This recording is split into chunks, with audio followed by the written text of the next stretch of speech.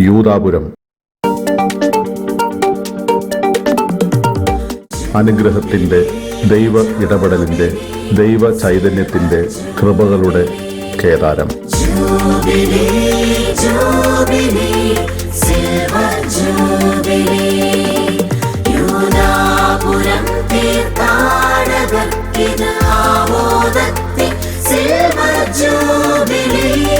പുതിയ ജെറൂസലേമിനെ സ്വപ്നം കണ്ട ജനത്തിന് ദൈവം കൊടുത്ത പ്രവാചക ആഹ്വാനമാണ്: നിന്റെ കൂടാരം വിസ്തൃതമാക്കുക, അതിലെ തിരശീലകൾ വിരിക്കുക, കയറുകൾ ആവുന്നത്ര അയച്ച് നീളം കൂട്ടുക, കുറ്റികൾ ഉറപ്പിക്കുകയും ചെയ്യുക. അങ്കമാലിയിലെ അധികമൊന്നും കേൾക്കപ്പെടാത്തൊരു സ്ഥലം കിടങ്ങൂർ ചേരുംകവല.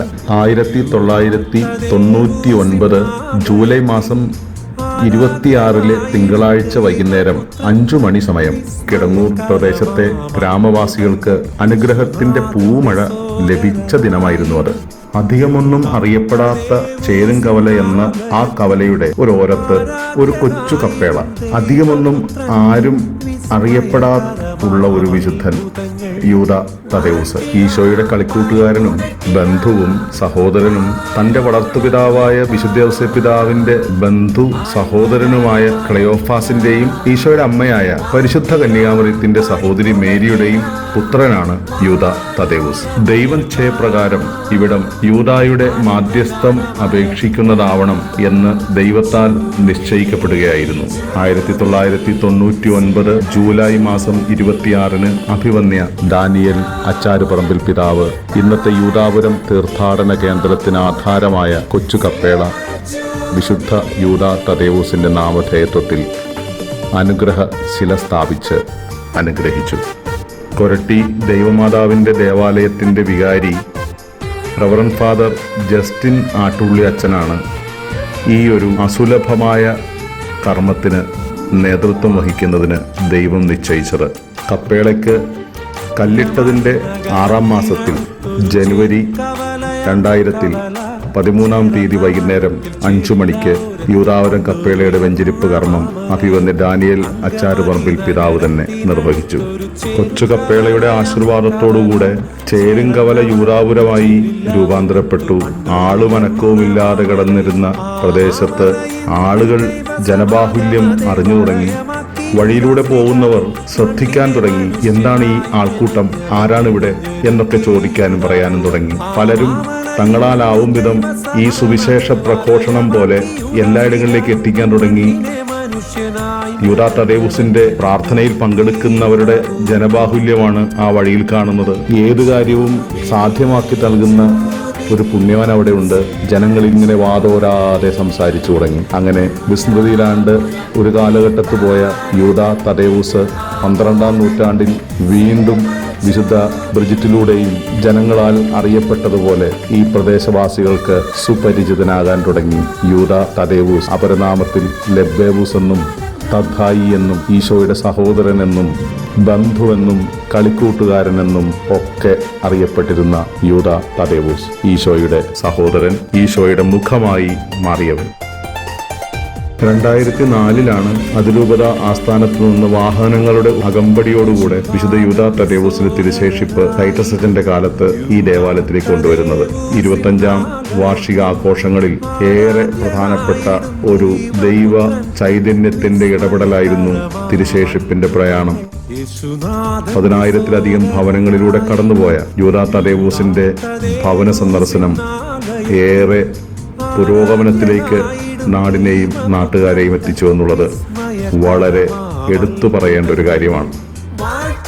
യൂദാപുരം ദേവാലയത്തിന്റെ നാൾ വഴിയിലേക്ക് പ്രവേശിക്കുമ്പോൾ ഈ ദേവാലയം ഇവിടെ സ്ഥാപിതമാകുന്നതിന് വേണ്ടി പ്രാർത്ഥിച്ച് പരിശ്രമിച്ച അനേകരെ നമുക്ക് കാണാൻ കഴിയും. കേരളത്തിന്റെ വിവിധ ഭാഗങ്ങളിൽ നിന്ന് ജോലിക്കും ക്രയവിക്രയങ്ങൾക്കും മറ്റു വിവിധ ആവശ്യങ്ങൾക്കും വിവാഹം വഴി ബന്ധുകുടുംബങ്ങളിൽ വന്നു ചേർന്നവരുമാണ് ലത്തീൻ സമുദായ അംഗങ്ങൾ. അങ്കമാലിയിൽ വന്ന് താമസിച്ച ഇവർക്ക് സ്വന്തമായൊരു ദേവാലയം ഉണ്ടായിരുന്നില്ല. ബഹുഭൂരിഭാഗം കുടുംബങ്ങളും മറ്റു സമുദായങ്ങളിൽ ചേക്കേറി. എന്നാൽ ചിലരെങ്കിലും സമുദായ സ്നേഹം നിലനിർത്തുകയും അങ്ങനെയുള്ളവർ വരാപ്പുഴ അതിരൂപതയുമായി ബന്ധപ്പെട്ട് ഇവിടെ ഒരു ദേവാലയം വേണമെന്ന് ആവശ്യപ്പെട്ടിരുന്നു. അന്ന് കളമശ്ശേരി കഴിഞ്ഞാൽ പിന്നീട് വരാപ്പുഴ അതിരൂപതയുടെ ഒരു ദേവാലയം ആലുവ തോട്ടക്കാട്ടുകരയാണ്.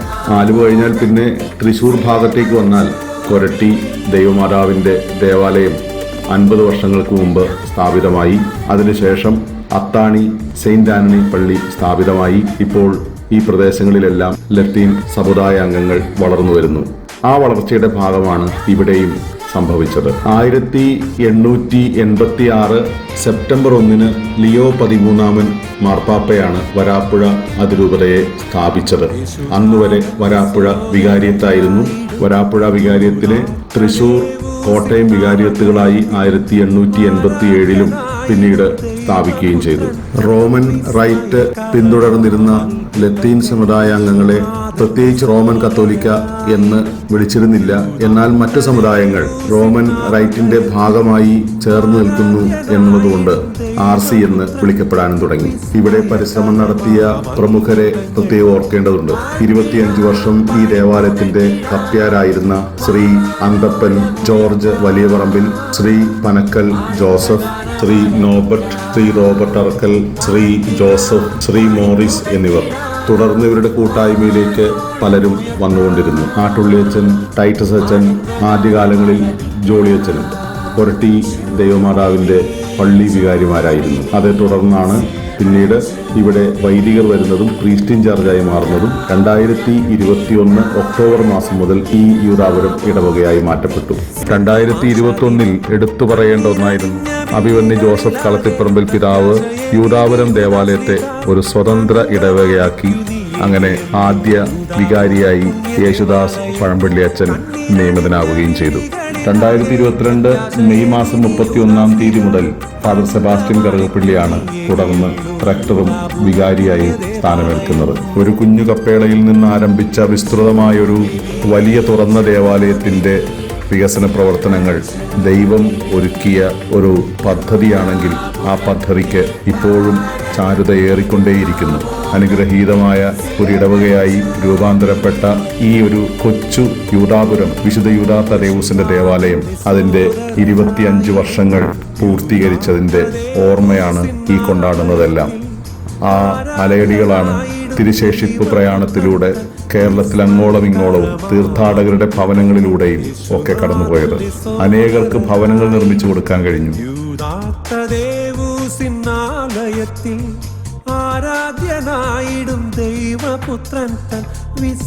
അനേകം രോഗികളെ പരിപാലിക്കാൻ കഴിഞ്ഞു. ഈ ദേവാലയം ഒരു തുറന്ന ദേവാലയമാണ്. ഈ തുറന്ന ദേവാലയം അനുഗ്രഹങ്ങളുടെ വാരായനങ്ങൾ എല്ലാവർക്കും വേണ്ടി തുറന്നിട്ടിരിക്കുന്നു എന്ന് നമ്മെ ഓർമ്മപ്പെടുത്തുന്ന ദേവാലയമാണ്.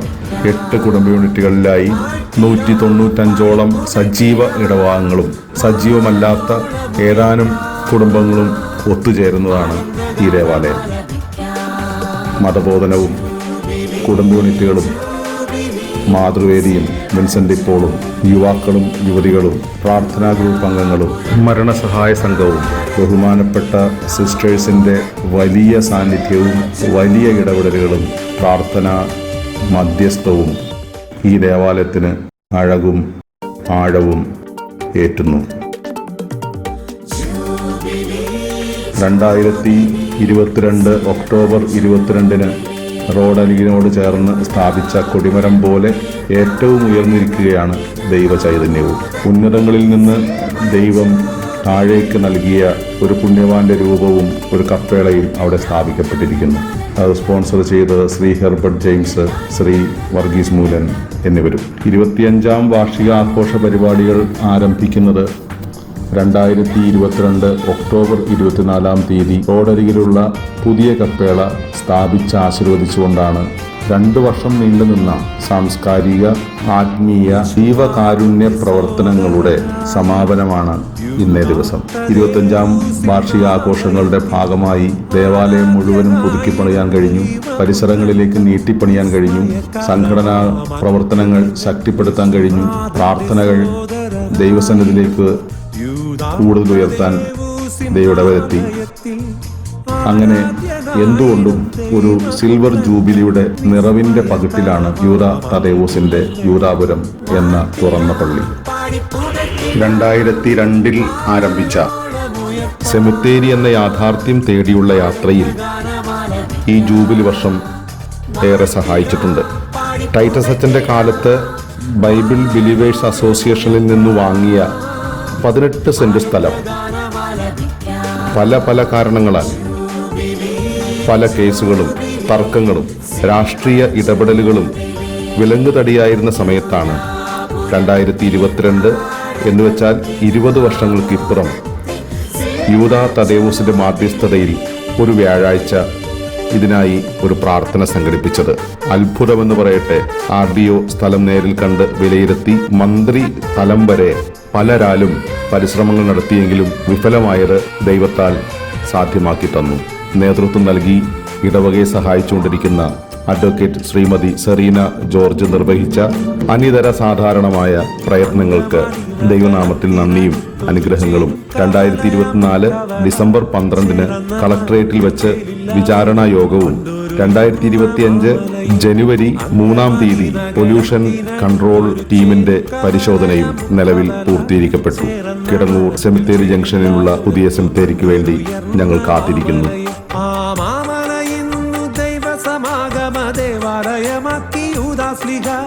മണ്ണിനെ മനുഷ്യനായി മെനഞ്ഞവൻ മെനഞ്ഞൊരുക്കി യൂദാപുരം.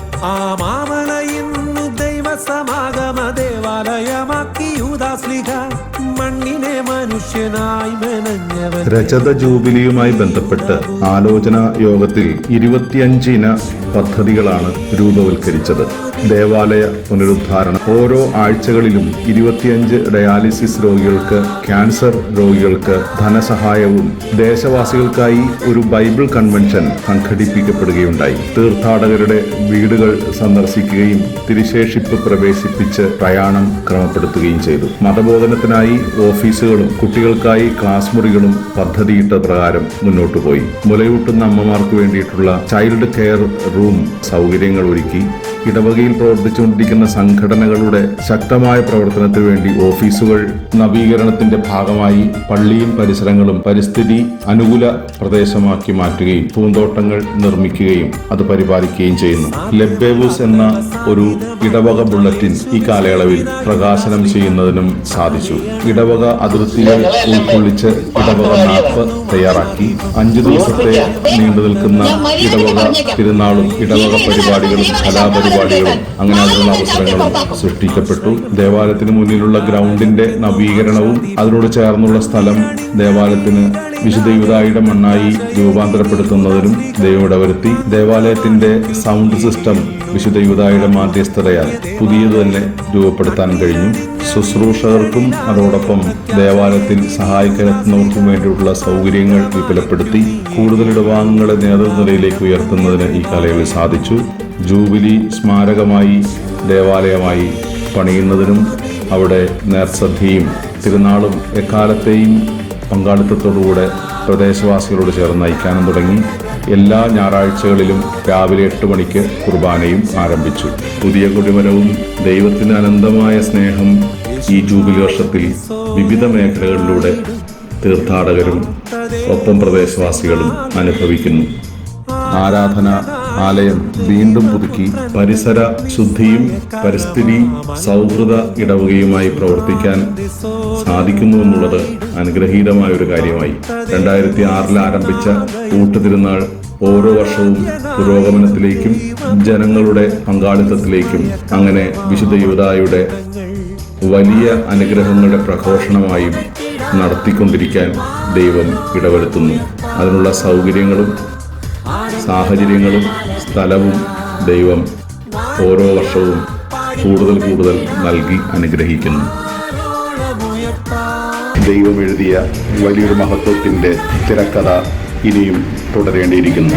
യൂദാത്തദേവൂസിന്നാലയത്തിൽ ആരാധ്യനായിടും ദൈവപുത്രൻ തൻ വിസ്മയകരമാം അത്ഭുതങ്ങൾ